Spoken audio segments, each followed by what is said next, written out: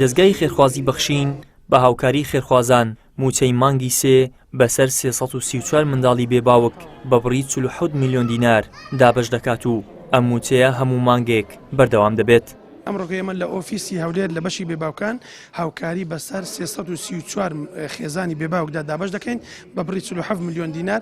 دیارە بۆ هەر خێزانێک ئێمە 200,000 150 و 100,000 بە پێی ڕێژەی منداڵەکانیان ئێمە دامانناوە و دیارە موچانە بەسەریاندا دابەش دەکەین. جگە لەمانە دەستگای خێرخوازی بەخشین لەم مانگەدا کە لە ئێستا ئێمە لە ڕۆژانی قەدر و شەوانی قەدرداین کۆمەڵێک پرۆژەمان ماوە کە جێبەجێیان بکەین پشتیوان بەخوای پەروەردگار و بە هاوکاری خێرخوازان ئینشاڵڵا لە ڕۆژانی داهاتوو ئێمە بەنیازین کۆمەڵێک پرۆژە جێبەجێکەین.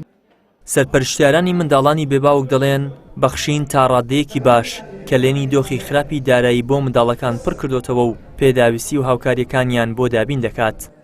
خۆی گەورە پاداشتی خێری دەستگای بەخشین بداتەوە خێرخوازانیش بداتەوە.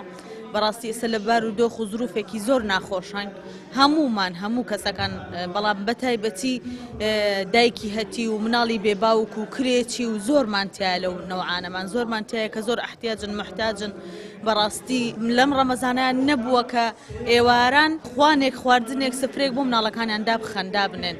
بەڕاستی من سوپاسیان دەکەم خوا پاداشتی خێریان باتەوە خوا بەرەکەت خاتە دایری بەخشینەوە خوا بەرەکەت خاتە ئەو کەسانەی کە هاوکاری دایری بەخشین ئەەکەن. دەستخۆشی لە دەستگای بەخشین دەکەم زۆر یعنی خوا خێریان بنووسی خوالیان ڕازی ئینشاڵڵا گیانێکمان لەوانە بەخوای بەڕاستی یعنی بە مەزبوطی ئەوە کەمان دەدەنێ ینی هەمومانجێ یعنی بە پوختەیی معاشەکەمان دەدەنێ گیانێکمان لەخوا خێریان بسی بووینە داکمان بووینە بابمان بووینە هەموو کەسمان. خوا دەزانی ساڵەکە ئەمن یعنی ئەوان نەبن ئەمن حاڵم شڕە بە هەموونەوە ئەکاری کاری منیان کردیە مەعاشم هەیە زۆر مەمنونیانم خوا بیان پارێزی خوا پاداشیان داتەوە خوا زێدەتریان کە باشتریان کە مەمنونیانم یعنی ئەو هێتیمانم ئەوەڵ خوا دوایە ئەوان هێشتا زیاتریان بکاتن یا ڕەبی.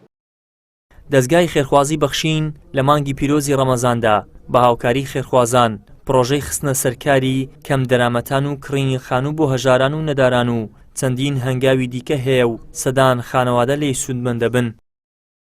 ئیدریس محەممەد کەناڵی ئاسمانی پەیام هەولێر.